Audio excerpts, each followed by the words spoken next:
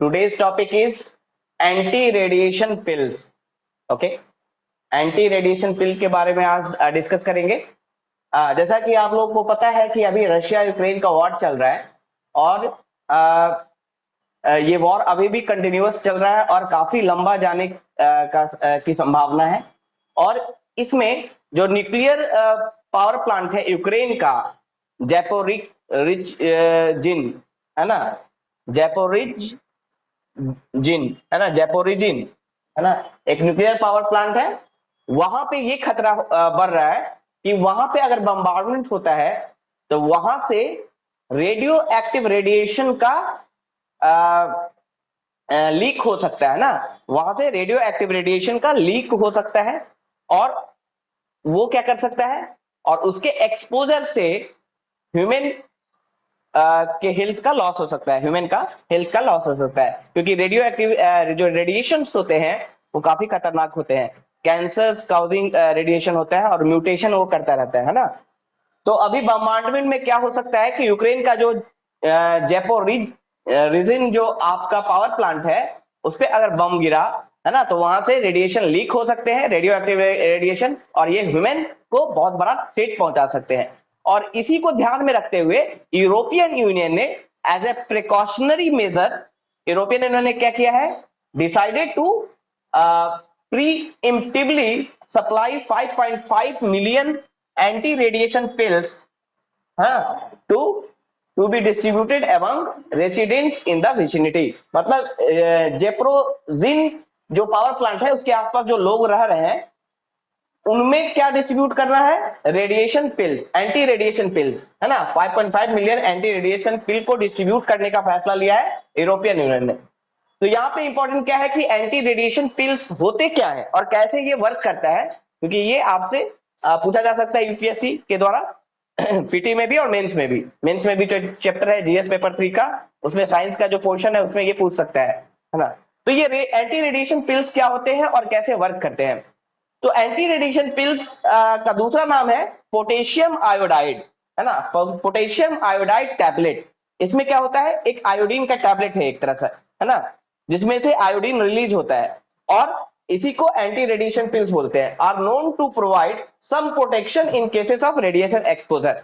ये पिल क्या करेगा, एक पिल मतलब गोली, गोली की तरह है, यानी एक्सपोजर से पहले या फिर एक्सपोजर से जस्ट बाद हमें वो पिल लेना है और उस पिल में क्या है, पोटेशियम आयोडाइड है ना। अब ये क्या कैसे काम करेगा ये हम पहले समझेंगे। सबसे पहले ये समझिए, जो हमारा थायराइड ग्लैंड है ना, जो हमारा थायराइड ग्लैंड है वो क्या करता है, आयोडीन आयोडीन, उसे आयोडीन की जरूरत होती है हार्मोन्स को सेक्रेट करने के लिए। थायराइड ग्लैंड से कई सारे हार्मोन सेक्रेट होते हैं है ना, और उसे आयोडीन की जरूरत होती है उसको सेक्रेट करने के लिए है ना, उस हार्मोन्स को। तो आयोडीन की कमी होती है तो थायराइड ग्लैंड अच्छे से वर्क नहीं करता है ना, नहीं करता है। और आपको पता है कि आयोडीन की कमी से घेंगा रोग होता है ना, जो जिसमें थायराइड ग्लैंड आपका सही से काम नहीं करता है। तो आयोडीन आयोडीन हमारे लिए इंपॉर्टेंट क्यों है, थायराइड ग्लैंड के लिए, ताकि वो नॉर्मल वे में हार्मोन्स का सिक्रेशन कर सके। ज्यादा भी करेगा तो हाइपरथायराइसिस होता है और कम करता है तो हाइपोथायराइसिस होता है, थायराइड होता है ना। तो दोनों ही केस में ये थायराइड ग्लैंड दिक्कत करता है। अब क्या होगा, जो रेडियो एक्टिव रेडिएशन निकलता है उसमें सबसे ज्यादा जो प्रोमिनेंट होता है वो है रेडियो एक्टिव आयोडीन है ना। जो रेडियो एक्टिव रेडिएशन निकलेगा, रेडियो एक्टिव रेडिएशन मतलब जिसमें मल्टीप्लाई करने का कैपेसिटी होता है, रेडियो एक्टिव मतलब जो न्यूक्लियर डिसइंटीग्रेशन से निकलता है ना, न्यूक्लियर फिजन रिएक्शन के द्वारा जो रेडिएशन निकलते हैं अल्फा बीटा गामा रे, और साथ ही साथ रेडियो एक्टिव आयोडीन भी रिलीज होता है। तो रेडियो एक्टिव आयोडीन हमारे लिए क्यों खतरनाक है, क्योंकि जब रेडियो एक्टिव आयोडीन हमारे शरीर में जाएगा है ना, तो वो जो हमारा थायराइड ग्लैंड है वो उस आयोडीन को एब्जॉर्ब करेगा है ना, एब्जॉर्ब करके उसे हार्मोन्स के सेक्रेशन में यूज करेगा। उसे क्या होगा, वो रेडियो एक्टिव आयोडीन हमारे शरीर के अंदर इंटर करेगा और मल्टीप्लाई होता जाएगा, अंदर ही चेन रिएक्शन होता जाएगा और हमारे सेल को डैमेज करना स्टार्ट कर देगा है ना। तो इस तरह से ये हमारे लिए खतरनाक होगा। क्यों ऐसा होगा, क्योंकि जो थायराइड ग्लैंड है उसे आयोडीन चाहिए। अब वो थायराइड ग्लैंड ये नहीं समझ पाएगा कि ये रेडियो एक्टिव है या नॉर्मल आयोडीन है ना, जो हमारे बॉडी से है। वो जैसे ही हम रेडिएशन लेंगे वो उसी आयोडीन को यूज करना स्टार्ट कर देगा, जो हमारे लिए खतरनाक होगा, क्योंकि वो डिफरेंशिएट नहीं कर पाएगा कि ये रेडियो एक्टिव आयोडीन है या बॉडी के द्वारा जो नॉन रेडियो एक्टिव आयोडीन है ना।